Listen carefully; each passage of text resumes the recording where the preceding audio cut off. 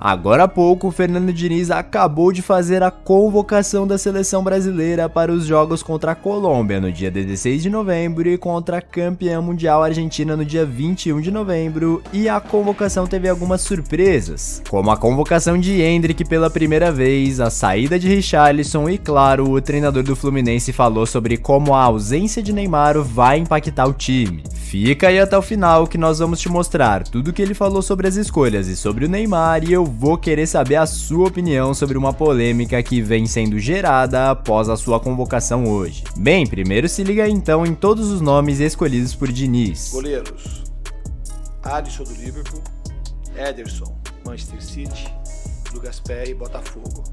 Laterais: Emerson, Tottenham, Carlos Augusto, Inter de Milão, Renan Lodge, Olympique de Marseille.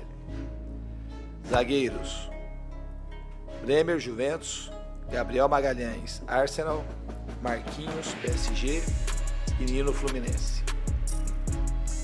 Meio-campistas: André, Fluminense, Bruno Guimarães, Newcastle, Douglas Luiz, Aston Villa, Joelinton, Newcastle, Rafael Veiga, Palmeiras e Rodrigo, Real Madrid.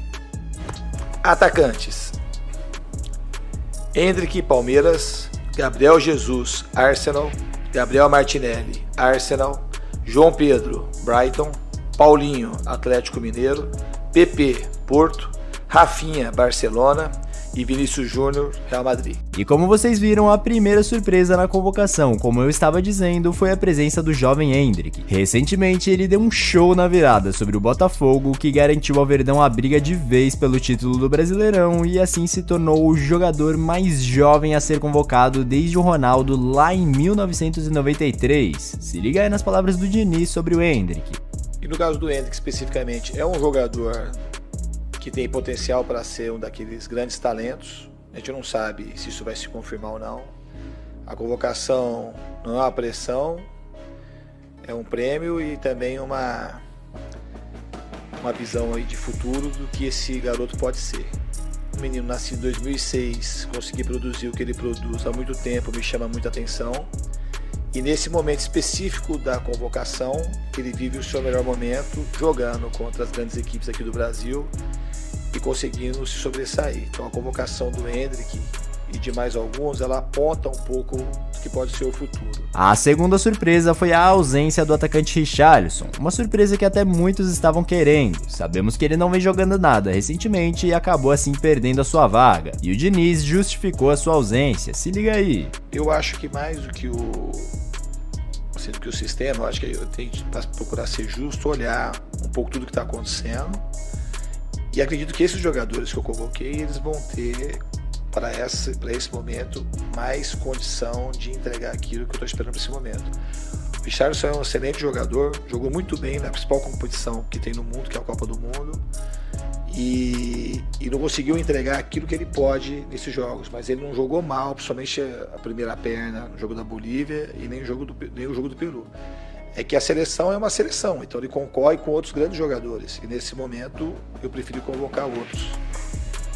O curioso é que ainda em junho desse ano, o próprio Richarlison tinha dado uma entrevista dizendo que ele fazia muitos gols pela seleção e portanto a 9 já era dele. Se liga nesse vexame. Eu faço bastante gol, né, aqui na seleção, então acho que todos podem contestar, né, minha convocação, pode falar o que quiser, mas quando eu visto a camisa aqui eu dou conta do recado. Não tem que ficar escolhendo, acho que fiz uma boa Copa do Mundo, mesmo não tendo o título, mas acho que aqui na seleção todos sabem que eu sou o cara do homem gol aqui, então acho que não tem que ficar escolhendo camisa, a 9 já é minha. E pessoal, nessa quarta-feira o Palmeiras vai até o Rio de Janeiro enfrentar o Mengão por mais um jogo do Brasileirão e tem que ganhar para seguir na cola do Botafogo e seguir sonhando com o título. E você pode fazer a sua fezinha nesse jogão na Win, a melhor e mais confiável casa que é parceira aqui do canal. Clicando no link que estará no primeiro comentário e usando o cupom BOLA500 você ganha um bônus de até 500% no seu primeiro depósito. É muita coisa, hein? Não dá para você ficar de fora dessa. Como eu acho que vai dar empate, eu vou fazer aqui a minha fezinha no empate. E olha só, apostando R$100 eu posso ganhar até 235 de lucro líquido. Pronto, muito simples e fácil. Mas lembre-se, aposte com moderação, pois isso não é garantia de ganhos. Agora, algo que chamou a minha atenção e de muitos foi a ausência de Lucas Paquetá. Quem tem mais o costume de acompanhar a Premier League sabe que ele está literalmente comendo a bola no West Ham nesse início de temporada do futebol inglês e, portanto, é absurdo o fato dele não ter sido convocado. Mas se liga aí na justificativa do Diniz para isso. O Paquetá, ele é um jogador que eu considero um dos melhores dessa geração e eu teria muito gosto em convocá-lo e provavelmente ele teria grande chance de brigar pela titularidade, que é um jogador que eu admiro muito. A investigação para a gente, ela está no mesmo cenário, pelo menos que chegou para a gente até agora, que está no mesmo ponto. Ela não foi encerrada, então não teve nenhum fato novo, porque se eu convoco, provavelmente vocês iam me indagar por que você convocou e por que não convocou antes. Porque por enquanto está pedindo mais tempo para investigar.